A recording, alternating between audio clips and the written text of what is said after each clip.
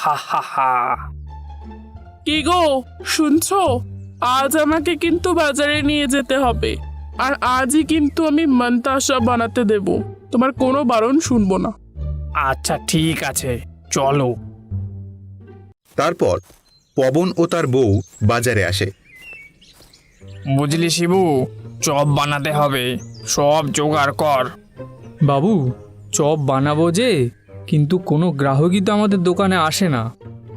তার ব্যবস্থা করে এনেছি, তুই শুধু বানানো শুরু কর।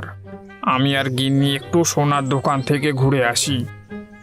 কি জানি এ আবার কি মতলব আটলো। তারপর পবন আর তার বউ গ্রামের শ্যাকরার দোকানে যায়। কিছুক্ষণ পর পবন ফিরে আসে, দেখে চপ তৈরি হয়ে গেছে।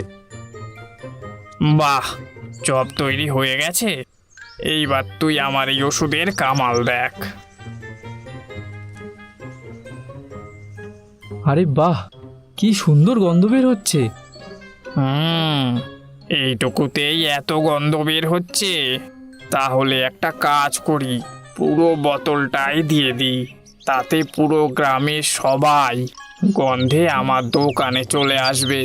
তারপর আজ খুব ভালোই বিক্রি হবে। হা হা হা হা হা হা।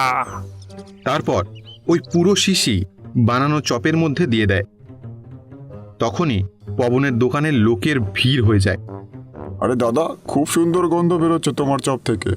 কোথায় দাও দেখি একটা আমায়। আর তখনই পবনের দোকানের সামনে পবনের বউ আসে। আহ, কি সুন্দর চপের গন্ধ! আর থাকতে পারছি না।